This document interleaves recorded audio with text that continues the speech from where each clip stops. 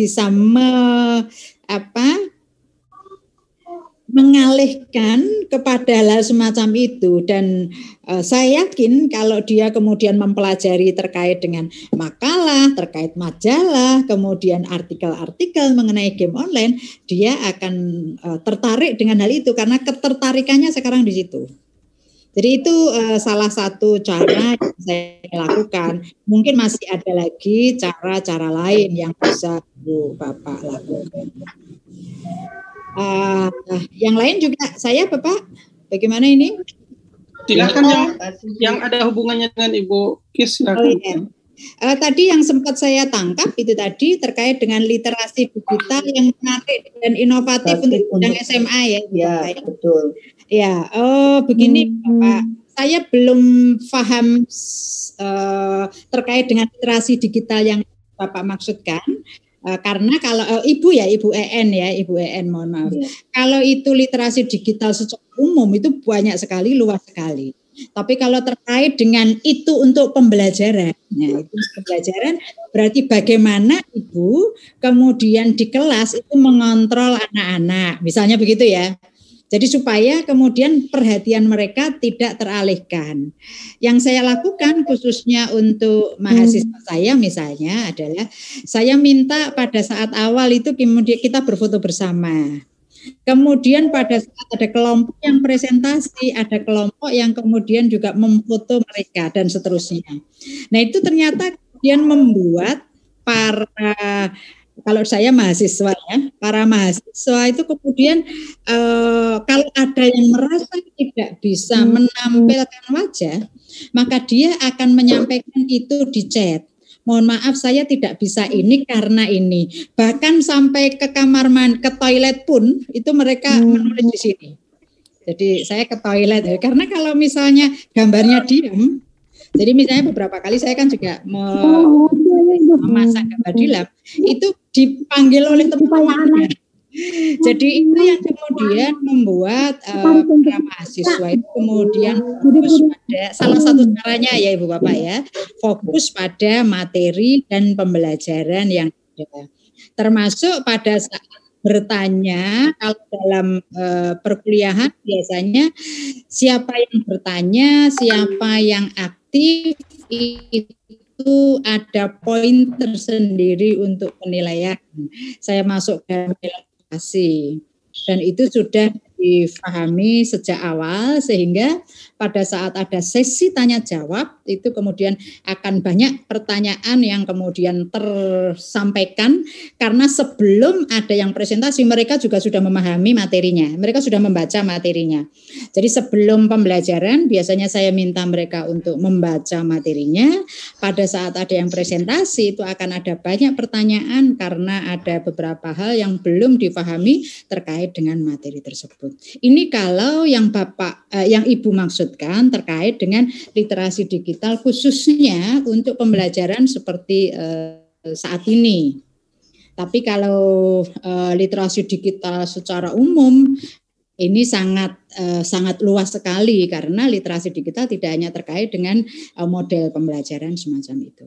Saya kira itu Bapak yang bisa saya sampaikan. Baik Ibu, terima kasih Ibu. Lanjut Bu Titi. Ini ada pertanyaan yang ini sudah nih. Ibu. Selanjutnya ada pertanyaan ini dari Ari Luhutan. Bagaimana kita bisa membentuk satu bangunan rumah literasi sederhana di kota tempat tinggal kita, Kota Tanjung Balai? Apakah pendaftarannya? Apakah ada pendaftarannya? Terus juga apakah pemerintah daerah memberikan bantuan dan perhatian? Terima kasih. Itu pertanyaannya barangkali untuk Ibu Popi ya. Dipersilakan. Sepertinya kalau pertanyaan itu untuk Ibu Dewi karena kan Ibu Dewi tadi yang punya komunitas. Ya, kalau saya mungkin bukan menambahkan ya Prof, izin bukan menambahkan Prof Kisyani. Hanya mungkin tadi berkaitan dengan literasi digital. Jadi kalau untuk kita para guru mungkin lebih sederhana. Jadi sebenarnya literasi itu kan bukan hanya digital ya, mulai literasi membaca, menulis, literasi tentang citizenship, kependudukan, literasi numerasi, tentang bagaimana kita memahami angka-angka. Jadi ibaratnya kalau gurunya ya jangan hanya mengkali, menambah, tapi juga ada membagi ya Pak Yusuf ya. Itu gurauannya. Paling sulit membagi. Nah, itu kan termasuk literasi numerasi. Jadi ada literasi citizenship, bagaimana kita sebagai seorang penduduk, sebagai seorang citizen, bagaimana kita saling menghormati dan lain sebagainya. Nah, kalau literasi digital, karena kita sebagai guru di sini, kemampuan literasi digital itu adalah kemampuan memahami, kemudian kita bagaimana menginternalisasikan, bagaimana kita mengekspresikan, dan bagaimana kita mengkreasikan. Jadi kalau dikaitkan dalam pembelajaran, mungkin anak-anak sekarang ini kan kalau kemampuan hanya digitalnya itu hanya sekedar membaca, bahkan mungkin lebih canggih dari kita-kita, karena mereka itu kan dunianya memang dunia digital. Kalau maksudnya saya lah, bukan kita mungkin Bapak Ibu sih sudah termasuk generasi digital juga ya. Kita kan tidak dari kecil sudah dibiasakan digital. Kalau anak-anak kan sudah biasa. Nah, tapi kalau yang literasi digital adalah mereka mampu memahami dan juga bisa memilah-milah.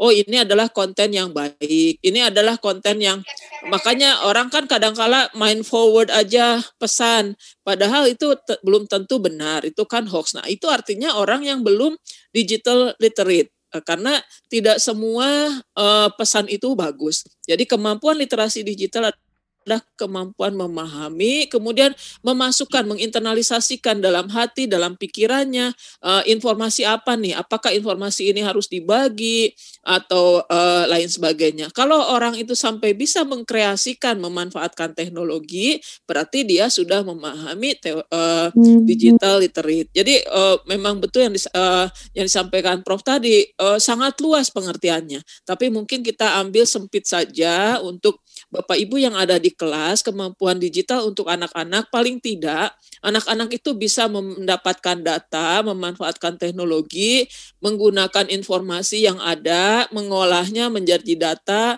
mengolahnya menjadi hasil kajian, dan menyampaikan juga dalam bentuk digital, sehingga itulah salah satu contoh sempit, karena banyak sekali yang dikaitkan dengan literasi digital. Mungkin sementara itu saja. Terima kasih. Kalau yang tadi pembentukan, saya yakin itu sebenarnya pembentukan suatu organisasi atau kelompok untuk literasi. Yang penting adalah ada komitmen, ada niatan. Saya pikir banyak sekali orang yang ingin berbagi pengetahuan, berbagi pengalaman, paling tidak dari hobi saja dulu. Dan kalau soal game, yang penting kita harus memberikan suasana kenyamanan dan kesenangan dulu. Kalau anak sudah senang, nah pinter-pinternya guru, pinter-pinternya kita mengajak anak mengarah ke arah yang hal-hal yang positif. Itu saja mungkin. Terima kasih. Terima kasih Ibu Popi. Bisa dilanjut oleh Bu Dewi untuk bisa menjelaskan tentang bagaimana komunitas untuk dikembangkan di daerah. Ya, terima kasih Ibu Butin. Jadi ini sangat menarik ya bagaimana adanya rumah literasi sederhana. Jadi kita mulai dari apa yang kita punya. Yang pertama tadi kan lihat ya. Dari mana tadi? Dari Sumatera Utara ya Bu ya? Iya betul. Nah, jadi kalau kita punya niat, kemudian kita lihat apa yang kita punya, like buku misalnya. Kemudian kemampuan kita untuk menjalankan niat tersebut. Misalnya dari hal yang sederhana, membacakan buku. Read aloud ya. Nah, membacakan buku itu ada ilmunya. Nah, kami sudah melakukan workshop dua gelombang ya. Ternyata pada bilang gini, oh ternyata membacakan buku itu ada ilmu. Oh pantesan ya selama ini kita tidak tahu itu. Nah jadi hal yang sederhana seperti itu bisa kita lakukan, dan materi saya terkait bagaimana membangun sebuah komunitas itu bisa dilihat ya dari PowerPoint yang saya kirim ke panitia, itu di-share saja. Nanti silakan bergabung dengan kami untuk tahu bagaimana cara menguatkan diri. Misalnya kalau Bapak tinggal di sebuah desa ya, atau di sebuah kelurahan gitu, bagaimana cara bersinergi? Nah, nanti kita bisa diskusi lebih jauh di kelompok grup Kampung Rama-Rama. Jadi mungkin itu yang bisa saya sampaikan, karena kalau diceritakan nih 1 hari 2 hari nggak selesai. Karena berkomunikasi peristiwa proses. Jadi kalau kita tidak melakukan proses itu susah gitu ya. Jadi sebuah proses, kemudian masalah minat, karena banyak yang terpental dari komunitas karena memang tidak punya passion untuk komunitas. Jadi masalah komunitas ini adalah masalah kecakapan abad 21. Jadi kita memiliki 4 hal di dalam membangun sebuah komunitas literasi. Yang pertama kritis, yang kedua kreatif, yang ketiga komunikatif, yang keempat adalah kolaboratif. Jadi kalau komponen itu ada dalam sebuah komunitas, insya Allah komunitas sederhana yang akan Bapak buat, ya, yang akan Bapak bangun, itu insya Allah akan sustain gitu. Mungkin itu dari saya, karena semua pertanyaan sudah dijawab oleh Ibu Dr. Poppy dan Prof. Isyani. Oke, terima kasih. Maaf, terima kasih Bu Poppy, terima kasih Bu Dewi dan Prof untuk menjawab pertanyaan-pertanyaan. Masih ada pertanyaan yang lainnya. Yang selanjutnya adalah pertanyaan dari Ibu Muyati MPD. Sinyal di daerahnya tidak bagus. Terus juga semua anak tidak memiliki HP. Bagaimana untuk mengatasi literasi digital? Itu yang pertama. Yang kedua, bagaimana literasi itu bisa efektif dan menarik bagi siswa, sedangkan selama 1 tahun ini PJJ. Ini pertanyaan dari SMPN 3 Salawi Tasikmalaya. Terus juga ada dari Bu Yeni, ada 3 pertanyaan. Kami berharap adanya pelatihan literasi bagi guru-guru autis, khususnya di pedesaan atau kabupaten seperti kami, Bapak dan Ibu. Demikian ada 3 pertanyaan. Barangkali bisa dipersilakan untuk Prof, Ovi dan untuk Bu Dewi. Bu Titin? Ya? Iya, Pak. Ini sekalian aja dibacakan semuanya, Bu. Ini waktunya sudah mepet. Ya, Bapak, apa saja di sini? Ini ada pertanyaan juga, bagaimana caranya mengefektifkan literasi di sekolah khususnya jenjang SMA, mengingat sekarang anak-anak belajar dari rumah. Terima kasih dari Ibu Ella, SMA 3 Salatiga. Dari Paudikos ada ini. Dari Paudikos ada pertanyaan, bagaimana kiat-kiat penerapan literasi untuk anak di rumah, apa yang bisa dilakukan oleh orang tua? Itu juga. Kemudian Bun ada juga nih, jangankan disuruh untuk program literasi PJJ. Udah itu Pak, sudah Pak. Sudah Pak. Kita silakan. Dipersilakan kepada ketiga narasumber untuk bisa menjelaskan pertanyaan dari para peserta. Butin. Ya. Jadi saya coba masuk pelatihan untuk guru autis ya. Iya, silakan. Ini di Sabtu pagi itu biasanya kita bincang-bincang. Dari masukan dari forum ini, kita akan mengangkat masalah bagaimana pendampingan untuk guru autis. Jadi ada ini orang tua dari Jepang, di Okano. Itu nanti yang akan bisa membahas masalah bagaimana guru-guru autis menguatkan diri dalam pendampingan literasi, karena beliau sebagai orang tua itu sangat memahami dunia autis karena beliau memiliki anak yang sebetulnya anak autis sendiri adalah guru buat orang tua. Jadi ilmu dari anak-anak berkebutuhan khusus itu yang digali oleh orang tua. Nah, mestinya guru pun juga sama. Jadi guru protagonis di mana kondisi dari setiap murid anak-anak yang berkebutuhan khusus. Karena saya sebetulnya jurusan saya S1-nya tentang ABK. Nah, jadi guru-guru itu harusnya ilmu hidupnya itu ada pada si muridnya. Jadi setiap murid itu adalah kurikulum buat guru, karena setiap anak itu punya kurikulum yang unik. Nah, jadi di sini perhatian untuk guru autis ini mungkin kami bisa bantu nanti di acara Sapan Ibu atau mungkin workshop kami akan buat gitu.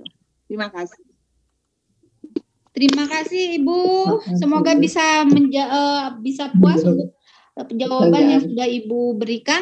Dipersilahkan kepada yang lainnya, pertanyaan-pertanyaan yang lainnya mengenai bagaimana literasi di SMA agar menarik, terus juga bagaimana literasi untuk mengatasi literasi digital, juga bagaimana untuk literasi itu agar efektif, menarik bagi siswa, dan kiat literasi yang baik yang bisa diterapkan untuk anak-anak. Ya. Siapa dulu Bu? Saya atau bagaimana? Ya, silakan. Halo. Oh ya, terima kasih. Ada beberapa yang sempat saya lihat ini tadi. Jadi misalnya kalau kegiatan untuk menumbuhkan budaya literasi sejak dini tadi ya, yang dari PAUD ya, itu ada beberapa sebetulnya Ibu Bapak yang untuk PAUD ini, mulai dari menyimak bacaan atau membaca di pangku. Jadi saya sering melakukan itu, jadi anak di pangku kemudian dibukakan buku di depannya.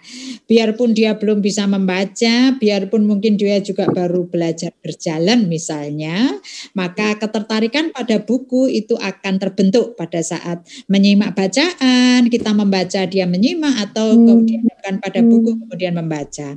Mewarnai juga bisa dilakukan, jadi mewarnai karena anak-anak PAUD kan belum bisa menulis. Jadi dengan mewarnai mereka mencoba untuk membedakan warna. Kalau ada buku mewarnai kan ada beberapa bagian, nah itu kan dengan warna-warna yang berbeda. Menggambar bisa dilakukan. Bermain lilin lunak ini biasanya disukai oleh anak-anak, ada Play-Doh. Itu kan bisa kemudian digunakan untuk membangun imajinasi mereka. Karena untuk anak-anak mereka memang untuk membaca, menulis, yaitu kosakata, memang mereka baru pada tahap untuk mengenalnya. Bermain kertas, melipat, menggunting, melipat kemudian menggunting, menempel, melepas, itu beberapa kegiatan yang bisa kita lakukan untuk kegiatan literasi untuk anak usia dini. Kemudian bagaimana dengan signal yang tidak bagus, siswa tidak punya HP. Wah ya, kalau yang ini memang ini juga terjadi di beberapa daerah 3T. Jadi akhirnya beberapa daerah 3T itu kemudian ada beberapa model yang dilakukan Ibu Bapak. Jadi ada yang kunjungan guru ke rumah. Ini tentunya tugas berat guru, materi dikirimkan ke rumah, jadi model perpustakaannya itu menjadi seperti drive-thru begitu. Jadi guru pesan, kemudian dari perpustakaan orang tua bisa mengambil di sekolah, kemudian dibawa ke rumah. Karena bagaimanapun memang ternyata memang tidak semua yang kita bayangkan, misalnya anak-anak ternyata sudah punya HP semua, itu tidak seperti itu Ibu Bapak. Banyak hal yang terjadi dan ini betul-betul memprihatinkan, apalagi ini kalau untuk daerah 3T. Di Jawa sendiri masih ada beberapa daerah yang signalnya tidak bagus dan siswa tidak punya HP. Ada juga yang siswanya punya HP, signal tidak bagus, pembelajarannya lewat WA. Jadi ada kulwap, kalau saya katakan, kalau di perguruan tinggi itu kuliah lewat WA, itu juga dilakukan. Banyak cara yang kemudian dilakukan, mengirimkan materi lewat WA dan seterusnya. Tapi yang tidak bisa ya memang bagaimana lagi, jadi mengirimkan materi ke rumah-rumah. Bahkan ada beberapa sekolah yang karena terpaksa mereka kemudian menyelenggarakan pembelajaran tatap muka, biarpun dengan model yang kemudian dibagi menjadi 2. Jadi gurunya harus 2 kali karena terkait dengan jarak, itu juga terjadi. Nah, banyak hal yang dilakukan. Intinya adalah bagaimana kita menjaga supaya guru dan juga anak-anak tetap aman. Karena masa ini kan masa yang tidak bisa kita prediksi penularan itu seperti apa. Mudah Kemudian dengan berbagai cara, khususnya dengan 3M, 5 yang kemudian berkembang menjadi 5M, itu dengan prokes yang ketat, itu bisa dijaga. Saya kira itu ya yang saya jawab. Ya, terima kasih Bu. Ibu Popi bisa menambahkan? Ya, mungkin ada yang tadi untuk yang daerahnya tidak ada sinyal, siswanya tidak ada gadget, ya tentu saja kita jangan berharap bisa mampu digital dengan situasi itu. Tapi yang utama di sini tentu saja yang penting kita gerakan literasinya dulu. Karena memang digitalnya belum siap, ya tidak perlu digital dulu. Yang penting bagaimana anak itu senang membaca. Yang pertama itu memang membaca, harus yang aseptif dulu ya, karena kalau yang produktif kita baru bisa memproduksi, bisa menulis atau berbicara itu karena kita membaca, kita mendapatkan background knowledge untuk pengetahuan untuk bercerita, untuk berbicara dan lain sebagainya. Jadi betul yang disampaikan ya, kita kalau memang tidak memungkinkan kan tadi salah satu contoh yang dipaparkan juga di materi saya, ada guru kunjung kalau di Indonesia karena memang kita ada daerah remote.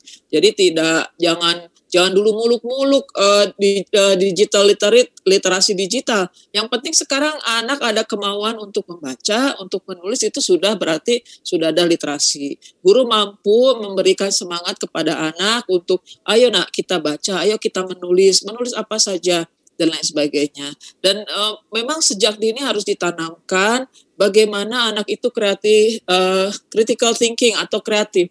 Sama seperti Prof juga sudah ada cucu, saya juga pakai contoh cucu ya. Jadi cucu saya itu saya ajak menggambar, walaupun masih belum 3 tahun kan belum mahir gambarnya, tapi di situ contohnya gambar apel. Terus ini ada ulatnya, supaya dalam imajinasi dia apel itu ada ulat. Terus kita gambar ulatnya, ulat tuh harus dibuang, dihapus. Nah dari hal-hal sekecil itu sepertinya kan kecil, tapi itu nanti kalau dia sudah saatnya masuk ke digital, itu nanti dia akan tergali kemampuan digitalnya. Kemudian tadi ada pertanyaan, apa bedanya antara gerakan literasi sekolah dengan gerakan sekolah menyenangkan? Betul. Ya, nah di sini masing-masing ya ada bedanya, ada samanya. Karena pertama gerakan sekolah menyenang itu kan sama seperti Aikem, bahwa anak ke sekolah itu merasa